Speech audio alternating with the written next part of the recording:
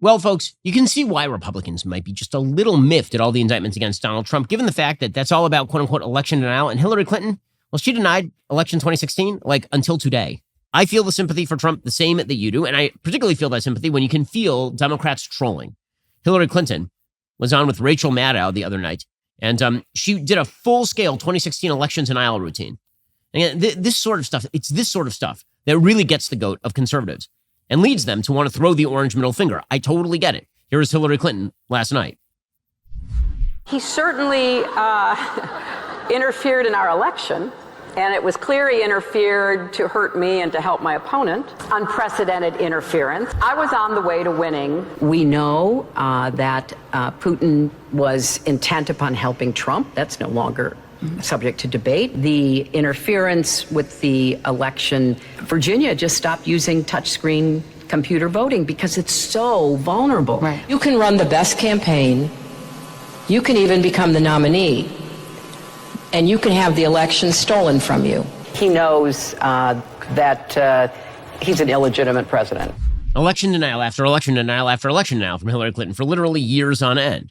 And no one seemed to care about that. That was perfectly legitimate. Not only was it legitimate, it launched 1,000 legal cases against Donald Trump. The Mueller report was specifically based on the idea that Democrats could not handle the idea that Hillary Clinton had lost the election. There's a perfectly plausible solution as to why Hillary lost in 2016. She was one of the worst candidates in American history. The proof is that she lost to Donald Trump, who is the second least popular candidate in America at that point. Hillary was the least popular and Trump was the second least popular. I mean, that's how bad she was. But they decided instead she must not have lost. And so they launched a bunch of legal cases against Trump and investigations based on specious nonsense. And now, of course, Trump is facing serious charges across a wide range of jurisdictions. And those are going to bog him down for legitimately the entirety of the election cycle. I mean, when you look at the slate of cases that he is facing, it's going to be a full-scale disaster area for him. I mean, forget about whether he goes to jail or not. Just in terms of the politics, just in terms of the money. Think about the legal bills here. And here is his current calendar. Right now, here are the cases that are calendared. He has the New York, Manhattan nonsense case about hush money payments to Stormy Daniels. That trial is scheduled to begin March 25th, 2024. Meanwhile, the classified documents case is slated to begin May 20th, 2024, right in the middle of the election cycle. We still don't have a date on the Washington, D.C. case regarding January 6th and the lead up to January 6th from Jack Smith. But he has proposed January 2nd, 2024, which is just 2 weeks before the Iowa presidential caucuses. And Fani Willis wants to launch her case, presumably, within 6 months of the indictment, she says, which would put it smack dab in February of 2024. So just to look at his calendar, that is a stacked 2024 calendar for the presidents of the United States. That is a calendar that starts with a legal case in D.C. in January, a legal case in Georgia in February, a legal case in New York in March, and a legal case in Florida in May. Okay, that's going to be the entirety of the year. Each one of those cases is going to take months at a minimum. Donald Trump is going to be consumed with that day and night. He's consumed with it right now, and they haven't even launched the trials yet. So here is the question. What is the evidence that this is going to benefit Republicans? Again, you can have as much sympathy as you want for President Trump, and I feel a lot of the same sympathy. I just don't understand why that is the case for nominating him for the presidency, given the data that we do have. Hiring somebody doesn't really need to be all that hard. It can be exhausting. It can be long. It can be expensive. Thankfully, ZipRecruiter is a hiring partner focused on you and your needs. We here at Daily Wire, we use ZipRecruiter for a variety of causes, including keeping our own employees on their toes. Let's say that you have an employee. We'll call him Zach. There's a strange resemblance to Andrew Garfield. And every day, Zach really, he's buzzing around like a bee in the studio, putting together the wires. For some reason, the wires just randomly come undone and need to be redone like every single day. And then, Zach will show up with the thumbnail, and the thumbnail may need a few tweaks because sometimes it's amazing and sometimes it's like the weirdest thumbnail you've ever seen. Well, let's say that you just want to keep Zach on his toes. Well, then you threaten him with ZipRecruiter. ZipRecruiter knows how tough it is to find great employees, but they figured out solutions for the problems you're facing. See for yourself right now. You can try them for free at ZipRecruiter.com/dailywire. To reach more of the right people, ZipRecruiter posts your job to 100 plus job sites. ZipRecruiter's smart technology finds great matches for your job and then lets you invite the most qualified people to apply for your job. Their pricing is really straightforward. You can stick to your budget with no surprises. Team up with ZipRecruiter, a hiring partner who understands what you need most. 4 out of 5 employers who post on ZipRecruiter get a quality candidate within the very first day. Just go to this exclusive web address to try ZipRecruiter for free. ZipRecruiter.com/dailywire. Again, that's ZipRecruiter.com/dailywire. If you're looking for a replacement for Zach so you don't get distracted talking about the latest superhero movie right before the show, head on over to ZipRecruiter.com/dailywire. It is the smartest way to hire. The Ben Shapiro Show is supported by Grand Canyon University, an affordable private Christian university with a vibrant campus in beautiful Phoenix, Arizona. That is ranked top 20 in the country, according to niche.com. I've been to GCU. It is a gorgeous campus. And man, that landscape is just spectacular. GCU is a missional, Christ-centered university that strives to foster a culture of community, giving, and impact. GCU's goal is to help you develop into a servant leader who makes a difference through finding your purpose and fulfilling God's plan. With 330 academic programs and over 270 online as of June 2023, GCU integrates the free market system with a welcoming Christian worldview into your bachelor's, master's, or doctor's degree. Find your purpose at Grand Canyon University. Private, Christian, affordable. Visit gcu.edu today. There's a poll out today, and it shows that, again, Donald Trump is soaring among Republicans. 63% of Republicans now say they want the former president to run again, according to new polling from the AP. That is up slightly from 55% who said the same in April, when Trump began facing a series of criminal charges.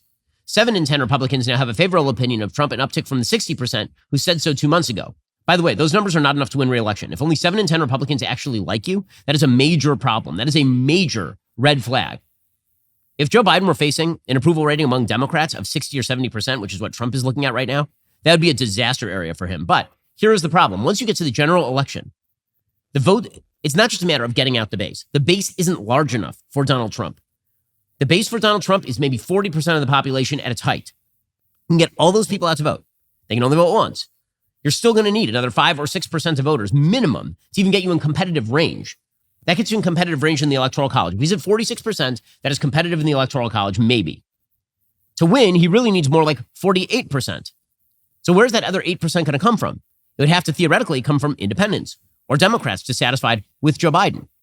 But here is the problem. Look at those poll numbers. 74% of Republicans say they would support him in November 2024. That number itself is way too low.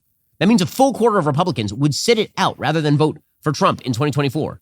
53% of Americans say they would definitely not support him if he is the nominee, which means the election is over if that stat is real. If a pure majority of Americans say they will never vote for you under any circumstances, how do you win? You can't lose 53% of the vote and win a national election. Another 11% said they probably would not support him in November of 2024, which leads to 64% of Americans saying that they certainly would not or probably would not vote for Donald Trump in November 2024. So what is the case that this is suddenly going to turn based on the indictments? That the more we talk about the indictments and the injustice of the indictments, which is true, the more we talk about that, the more people will rally to Donald Trump's cause. That seems like echo chamber kind of stuff to me. And there's some people who are in my industry who are going to fib to you and tell you that the more you talk about this, the more popular Donald Trump will become. I do not see the evidence of that. If that were the evidence, I would tell you. I promise you. Because I would like to see a Republican replace Joe Biden. And if that Republican is Donald Trump, that's fine. But the problem that I have is that I don't see that in the data. And I think it's very easy for people to blind themselves to reality because their feelings on these topics are so strong. By the way, this is going to have serious down ballot effects too. Okay, lest we forget, Donald Trump didn't just lose the 2020 election.